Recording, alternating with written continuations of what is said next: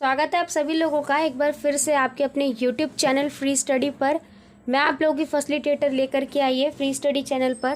First semester वाले students for BA programme के जो फर्स्ट सेमेस्टर वाले स्टूडेंट्स हैं उनके हिंदी का सिलेबस, डिसिप्लिन हिंदी का सिलेबस।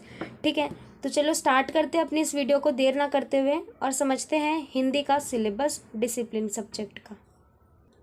इससे पहले ऑलरेडी हमने सभी डिसिप्लिन सब्जेक्ट्स की वीडियोस वगैरह बना रखी है। अगर आप हमारे चैनल पर नए हैं तो आप उन वीडियोस को देखो और अपने डिसिप्लिन सब्जेक्ट पहले विस्तार से समझो और थोड़ा कोर्सेज वगैरह के बारे में जानो ताकि आप अपने एग्ज़ाम वगैरह और पेपर वगैरह को और अच्छे से समझ सकते हो। ठीक है, उससे पहले ऑलरेडी हमने एजुकेशन पर और इकोनॉमिक्स पर सिलेबस की वीडियो बना रखी है। अगर आपकी डिसिप्लिन में दूसरा सब्जेक्ट उन दोनों में से एक है तो आप वो देख सकते हो, और हिस्ट्री वगैरह के भी हम ले लेंगे। ठीक है, वो भी हम बता देंगे। तो इस वीडियो में बेसिकली हम हिंदी की वीडियो देखेंगे और जानेंगे हिंदी का सिलेबस।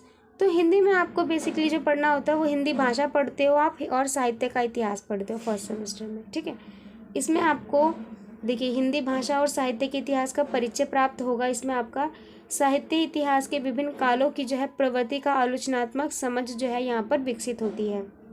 थोड़ा यूनिट वगैरह देख लेते हैं हम, यूनिट क्या पढ़नी होती है। यूनिट 1 देखिए, आपका यूनिट 1 है ये। यूनिट 1 में आपको हिंदी भाषा का विकास पढ़ना होगा। पहले तो आप नॉर्मल इसका परिचय पढ़ोगे। विकास में आपको ये देखना होगा कि इसका उद्भव कैसे हुआ, हिंदी भाषा कहाँ से आई, कितनी बोलियों में बोली जाती है। ठीक है, हिंदी भाषा का विकास आप देखोगे तो विकास में फिर उसके कई काल बांटे गए, जैसे आदिकाल, मध्यकाल और आधुनिक काल। ठीक है, ये आपको यहाँ पे पढ़ना होता है। फिर उसके बाद आप यहाँ पर देखोगे हिंदी भाषा का आप जो है काल चरण पढ़ लोगे, कालखंड। फिर फर्स्ट यूनिट का सेकंड पार्ट में आपको यहाँ पढ़ना होता है हिंदी साहित्य का इतिहास। ठीक है, हिंदी साहित्य का आप इतिहास पढ़ोगे और सबसे पहला पढ़ोगे आदिकाल के बारे में।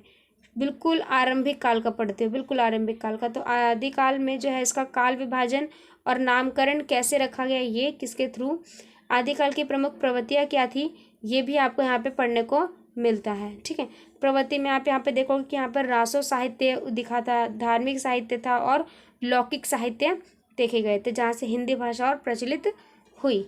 ये यूनिट 1 में आपको पढ़ना होता है। उसके अलावा यूनिट 2 अब हम देख लेते हैं यूनिट 2 में हमें क्या क्या पढ़ना होता है। यूनिट 2 में आपको हिंदी साहित्य का इतिहास। ठीक है, हिंदी साहित्य का, उसमें हमने हिंदी साहित्य का कालखंड वगैरह पढ़ा। हम हिंदी साहित्य का इसमें इतिहास पढ़ेंगे और भक्ति काल का पढ़ते हैं। पहले हमने आदिकाल का पढ़ा, फिर हम भक्ति काल का यूनिट 2 में पढ़ेंगे।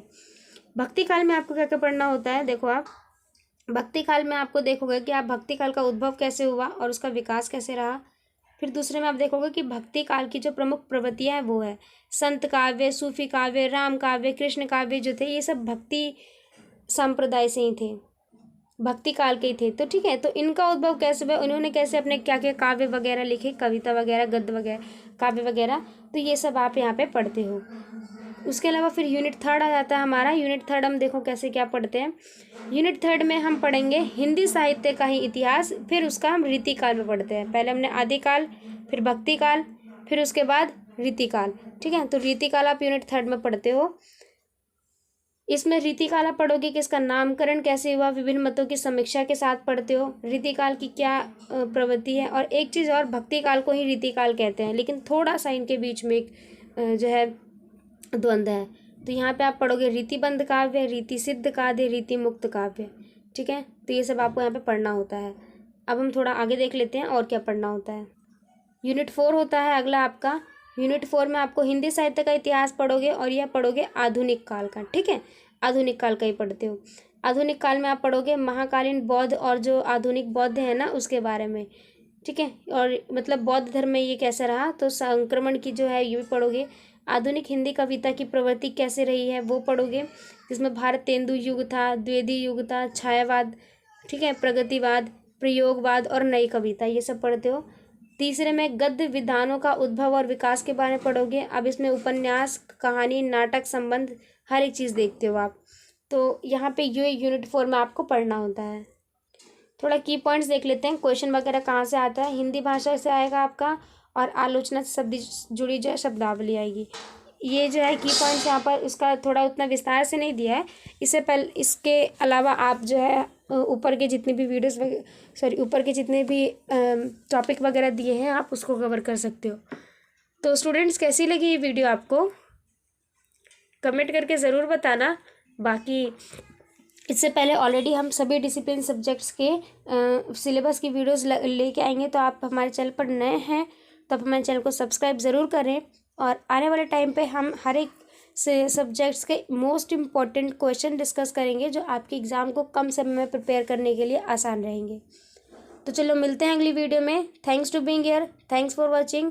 वीडियो को लाइक बिल्कुल करें, ठीक है, शेयर करना बिल्कुल ना भूलें और कमेंट करके ज़रूर बताएं कि आपके लिए ये वीडियो कितनी हेल्पफुल रही।